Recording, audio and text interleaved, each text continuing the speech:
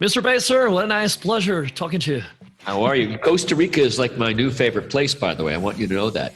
Really? I've been there four times. Wow. Very much like Santa Teresa. What is the place? A friend of mine has 2 houses there. I'm going to go there. I wanted to go there next week, by the way. Wow, just let me know. Let me know. It's so close to Miami.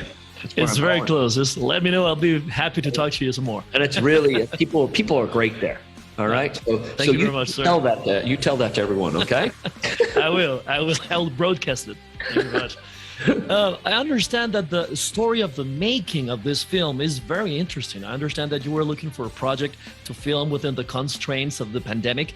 I would like to know, what about this particular story, or the other thousands, drew your attention to that? I was writing a big movie, a big kind of epic movie, and I said to my agent, I said, God, I just want to be around people. I want to work. And let's find something small, contained. And he goes, there's this script that's been sitting on a shelf for 8 years. And I was developing a crime story as well. My story was about, if you're on a crime, what would it feel like if you kept having this tension and it didn't stop? And then I read Ambulance, and I'm like, well, this is like my idea. The tension was like my script that I was working on.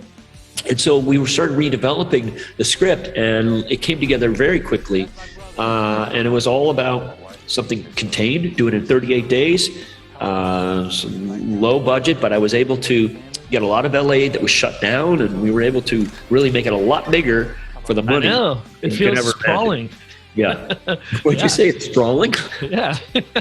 That doesn't look small budget to me, but it seems like. I'm telling you, we shot so fast. I know. I don't know if you know anything about shooting. Most movies shoot 20 shots a day. Mm-hmm. We were shooting about 120. Wow, that's fast-paced. We're very fast.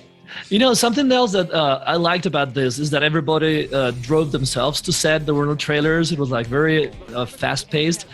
Kudos to that.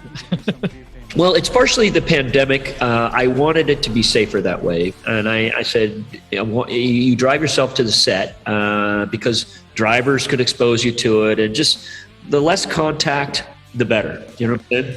So it's... Something else that drew my attention to this story is at its core, it's a story about what veterans and first responders have to deal with after their service or during their service. Of course, you know about a lot of these stories, but did you learn something additional during this particular shoot? I mean, listen, I've worked with veterans and military for 25 years. I've worked around a lot of...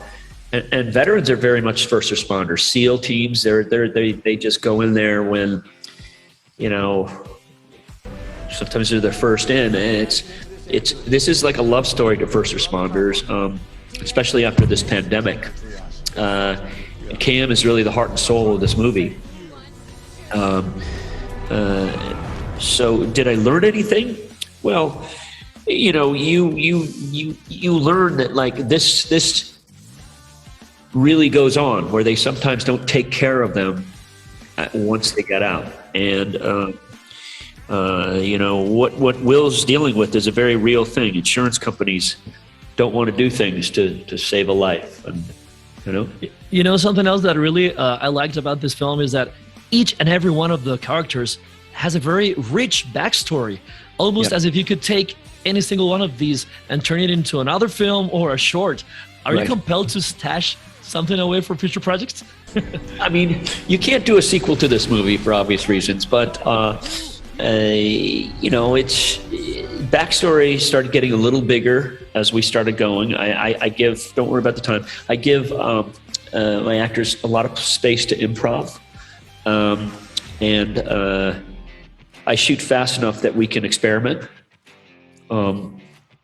So. Great.